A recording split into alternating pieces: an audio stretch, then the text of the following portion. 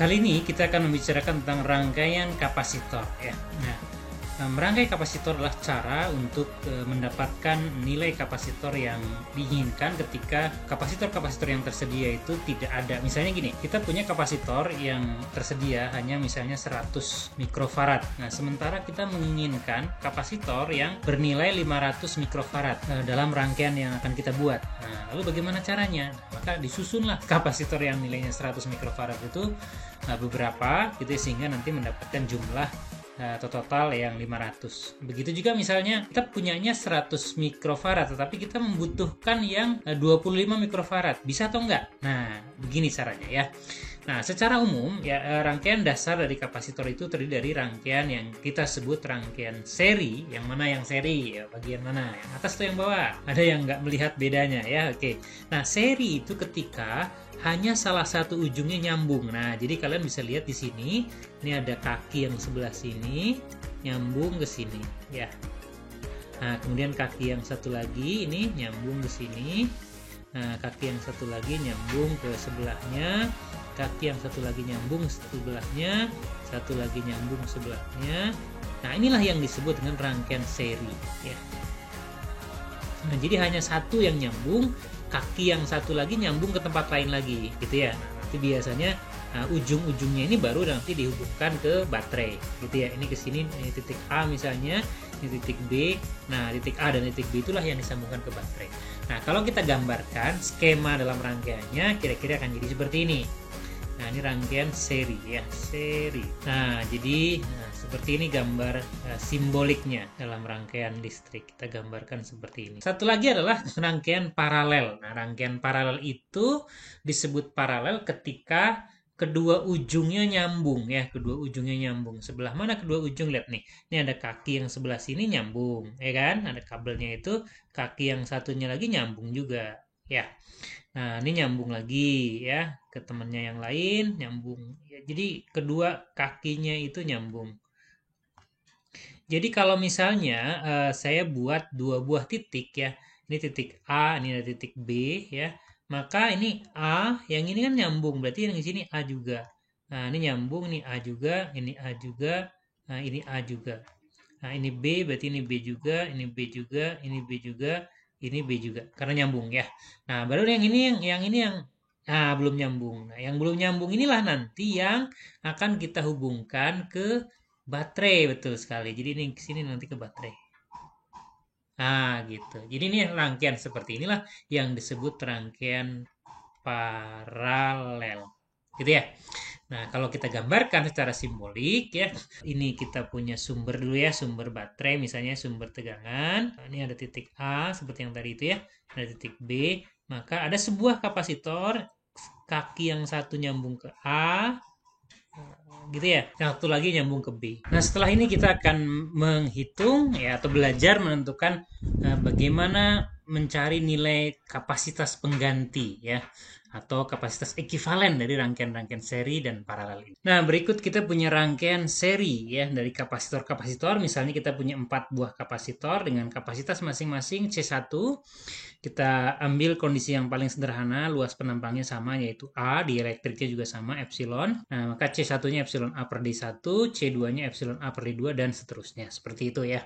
Nah, ketika dirangkai seri seperti ini, bersambung, maka yang akan bertambah tentu saja kelihatan dari sini adalah kita bisa anggap ini nempel ya antara satu kapasitor dengan kapasitor yang berikutnya. Nah, jadi jarak antar keping paling ujung kiri dan paling ujung kanan, nah itu adalah misalnya kita sebut dengan D gitu ya. Nah, itu adalah jadinya jumlah mereka semua kan. Nah, jadi C ekivalen ya atau pengganti, saya sebut aja sebagai C seri gitu ya. Nah, itu sama dengan epsilon dikali dengan A dibagi dengan D-nya D yang merah itu ya, jumlahnya. Jadi ini D1 ditambah D2 ditambah D3 ditambah dengan D4. Nah, kalau kita ingin pisahkan, maka kita harus balikkan dulu ya. Kita buat seper, maka kita akan dapat seper C serinya. Jadinya sama dengan D1 ditambah dengan D2 ditambah D3 ditambah dengan D4 ya, dibagi dengan epsilon A. Dan kalau kalian pecahkan, pisah-pisahkan itu, nah kita akan dapatkan D1 per epsilon A ditambah dengan D2 per epsilon A ditambah D3 per epsilon A, ya, ditambah dengan D4 dibagi dengan epsilon A. Nah, ini adalah seper C seri. Nah, kalian bisa lihat, C1 kan epsilon A per D1.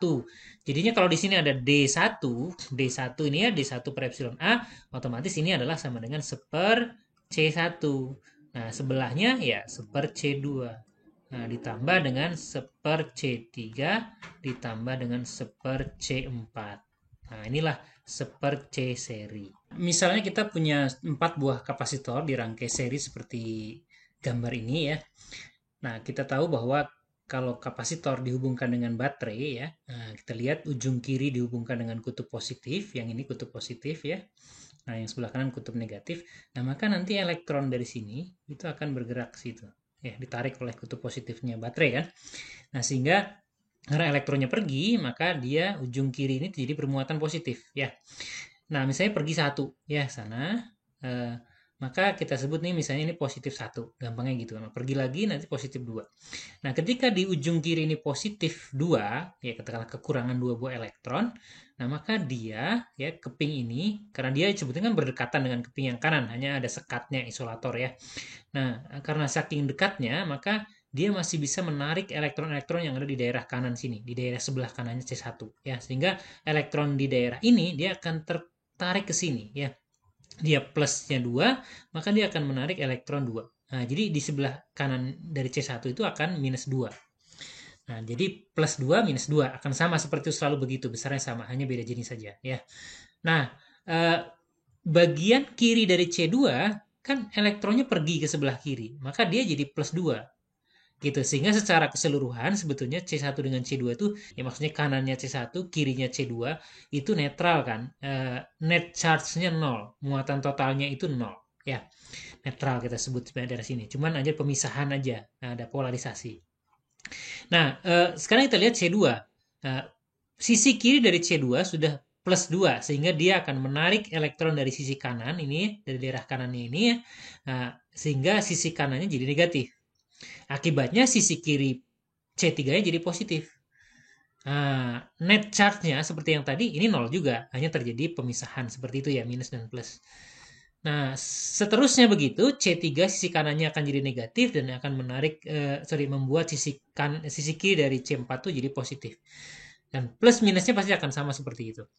Nah, sehingga kita bisa katakan kalau kalau kapasitor itu dirangkai seri, maka Q-nya akan selalu sama ya. Muatannya akan selalu sama. Jadi Q1 akan sama dengan Q2, sama dengan Q3, sama dengan Q4. Dan kalau kita lihat secara keseluruhan, nah segini gitu ya, keseluruhan seperti itu. Nah, maka sebetulnya karena yang ini netral nih, nah ini juga saling meniadakan, ini net charge-nya 0, maka yang tersisa adalah tinggal sisi paling kiri dan yang paling kanan. Yang paling kiri itu plus 2, yang paling kanan minus 2. Nah, maka muatannya berarti totalnya akan sama. Maka pada rangkaian seri, ingat-ingat, Q pada masing-masing kapasitor akan sama, Q1 sama dengan Q2, sama dengan Q3, sama dengan Q4, juga sama dengan muatan totalnya. Sama dengan Q totalnya itu Q juga, ya sama. Kemudian bagaimana dengan tegangannya? Nah, kita bisa berangkat dari pemahaman ini, kemudian dari persamaan kapasitas pengganti rangkaian seri yang tadi sudah kita turunkan, seperti S sama dengan seperti C1 dan seterusnya itu. Nah, kita bisa dapatkan, karena Q sama dengan C kali V, yang di sini, ya. Nah, otomatis seper C1, seper C ya, itu sama dengan V per Q kan. Kita substitusikan ke sini, ya, kita akan dapatkan seper C seri berarti sama dengan V per Q, ya. Akan sama dengan seper C2 berarti V1 per Q dan seterusnya. Nah, karena Q-nya sama, jadi bisa kita coret semuanya, tinggal tersisa. Nah, Q1, V sama dengan V1 tambah V2 tambah V3 tambah. Intinya kalau pada rangkaian seri itu muatannya akan sama, ya, masing-masing kapasitor di rangkaian seri itu muatannya akan sama dengan muatan totalnya, dan tegangannya adalah tegangan totalnya dijumlahkan, ya, V-nya sama dengan V1 tambah V2 tambah V3. Nah, selanjutnya rangkaian paralel ya. Rangkaian paralel itu arti katanya adalah sejajar. Paralel itu sendiri artinya sejajar ya. Kapasitor dirangkai paralel seperti ini, sejajar seperti ini ya. Nah, kita misalkan ada 3 buah kapasitor masing-masing C1, C2, C3 dengan kapasitas epsilon A1 per D untuk C1 dan seterusnya ya. Nah, ketika dirangkai paralel seperti ini, kalian bisa lihat sini D-nya kita anggap sama ya, kita ambil paling sederhana dulu. Kemudian A-nya yang beda-beda dirangkai paralel seperti ini sehingga kita lihat luas penampang ujungnya kiri kanan itu ya jadi bertambah. Sehingga C ekivalennya, ekivalen atau penggantinya atau saya sebut misalnya sebagai C paralel ya, epsilon. Nah, karena luasnya bertambah berarti ini A1 tambah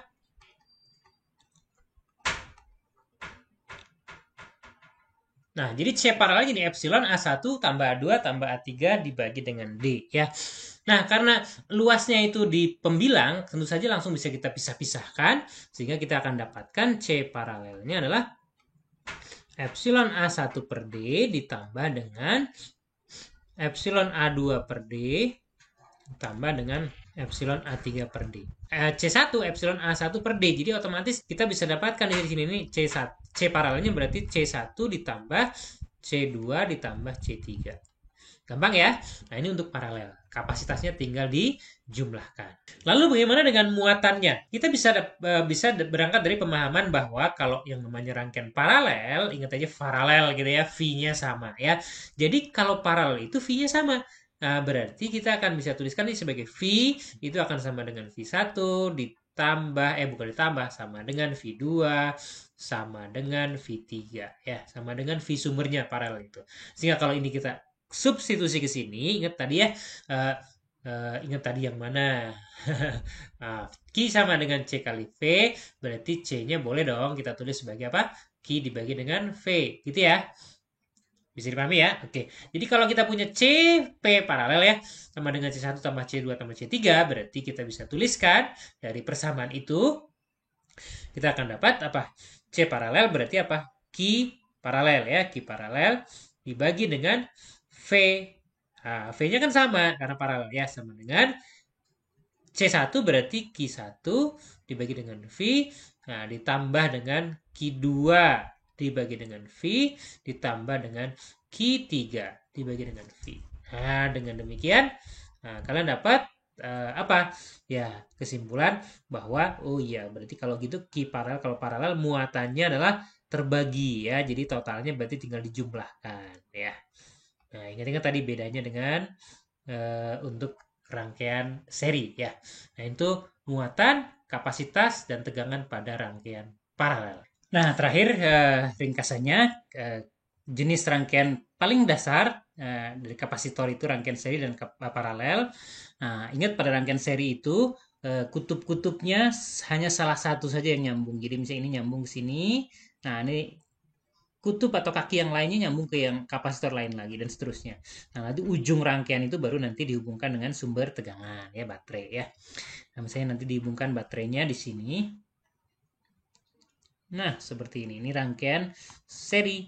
Nah, pada rangkaian seri, untuk menentukan C penggantinya atau C ekivalennya, kadang-kadang buku-buku suka menggunakan kata total ya, tapi itu sebenarnya kurang tepat ya. Nah, C penggantinya seper C seri sama dengan seper C1 tambah dan seterusnya gitu ya.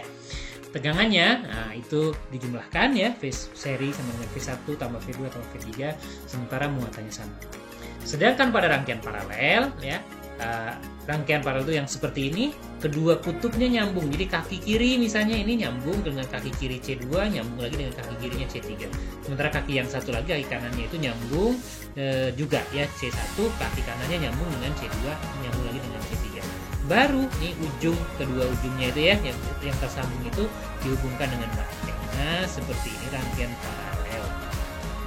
Pada rangkaian paralel, kapasitas penggantinya tinggal dijumlahkan, C1 tambah C2 tambah C3.